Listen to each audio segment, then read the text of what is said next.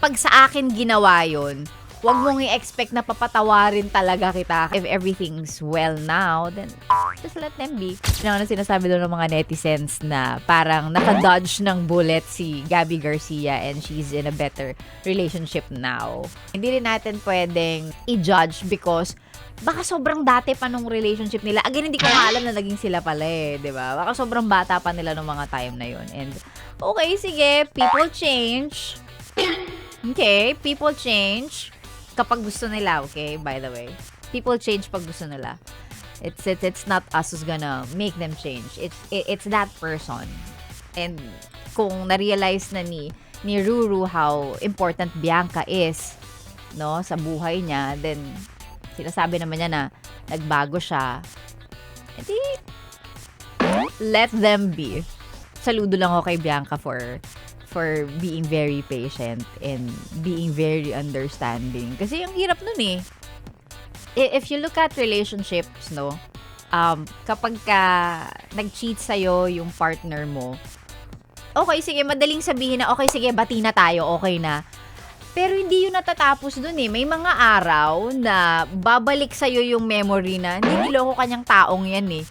Yung maa-ansya ka, maa-anxious ka dun sa thought na minsan ka na niyang niloko.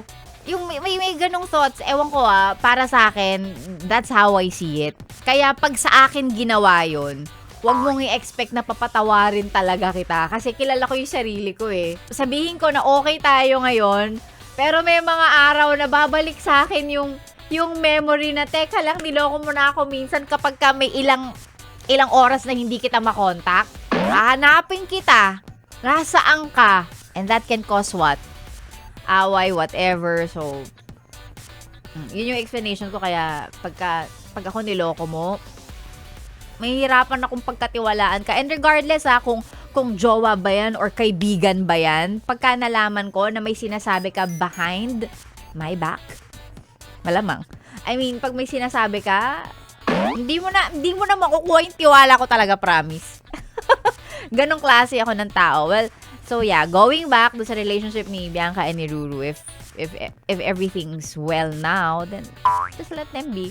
And yun nga, kung sinabi naman ni Ruru na nagbago na siya and he realized how important Bianca is, no, to him, then we're happy for the both of them. And for all, no, especially for Gabby, who's very much happy with her relationship. Ang cute-cute nga nila eh. Si Khalil na, by the way, isang magaling na artista din. Actually, pareho naman sila. So, ano natin. Pero yeah, yan yung bagong nalaman ko ngayon. Naging sila pala eh, no? Ano pang ginagawa mo dito, ha? Sinasabi ko na nga ba eh. Solid yes friend ka talaga. Dahil nandito ka na rin lang, sige na, Mag-like at mag-comment ka na. Mag-subscribe ka na rin at i-click ang notification bell. Para mapasali ka sa mga kalokohan namin. Bawal na bawal mag-no dito, ha? Kasi yes to yes!